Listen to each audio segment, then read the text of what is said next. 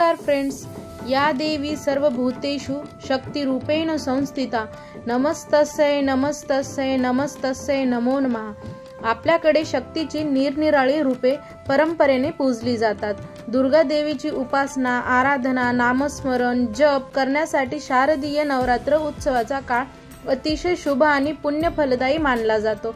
नवरात्रात केलेले दुर्गा देवीचे पूजन सर्वश्रेष्ठ मानले जाते। नवरात्रात 9 दिवसात नवदुर्गेचे 9 रूपांचे पूजन केले जाते। अनेक ठिकाणी आपापल्या पद्धतीने कुळधर्म कुळाचार करतात। नवरात्रात किंवा आपल्या सोयीनुसार जेव्हा शक्य असेल तेव्हा दुर्गा सप्तशतीचे पाठ करावे, त्यामुळे आपल्याला देवीचे शुभाशीर्वाद आणि कृपादृष्टी लाभते। अनेक संकटातून बाहेर पडण्यास मोलाची मदत होते, तसेच भक्तांच्या सर्व मनोकामना पूर्ण होतात। सप्तशती पाठानंतर दान करणे आवश्यक असल्याचे सांगितले जाते।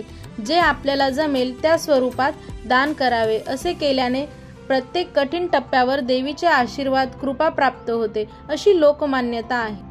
आजच्या काळातील धावपळ धकाधकीच्या जीवनात दुर्गा सप्तशतीचे पठण करणे शक्य होत नाही। मात्र यावर सोपा उपाय असून कमी वेळामध्ये दुर्गा सप्तशतीचे पूर्ण पुण्य मिळू शकते। सर्वप्रथम कवच, कीलक व अर्गला स्तोत्र म्हणावे, यानंतर कुंजिला स्तोत्राचे पठण करावे। असे केल्याने संपूर्ण सप्तशती म्हटल्याचे पुण्य प्राप्त होते, असे सांगितले जाते। पुराणातील एका कथेनुसार महादेव आणि माता पार्वती यांच्यातील एका संवादादरम्यान शिवाने पार्वती देवीला दुर्गा सप्तशती पाठाचे संपूर्ण पुण्य कसे मिळवावे याबाबत सांगितले। कुंजिला स्तोत्र पठण केल्यास दुर्गा सप्तशतीचे पुण्य प्राप्त होते, असा उल्लेख आहे। मात्र ते नेमून दिलेल्या क्रमानेच पठण करावे, असे सांगितले आहे। दुर्गा सप्तशती देवीचे चरित्र वर्णन करणारा ग्रंथ आहे। या ग्रंथात 13 अध्याय असून तो 3 भागामध्ये विभागलेला आहे। दुर्गा सप्तशती मध्ये प्रत्येक अध्यायात भगवती देवीचा महिमा, महात्म्य आणि देवीच्या स्वरूपांविषयी वर्णन करण्यात आले आहे।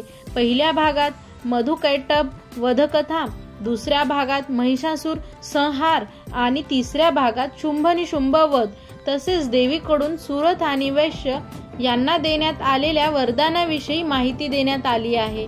त्याचप्रमाणे आपल्याला दुर्गा सप्तशतीचे पाठ वाचताना हे लक्षात ठेवावे की पाठाचे उच्चार स्पष्ट आणि शुद्ध असावे।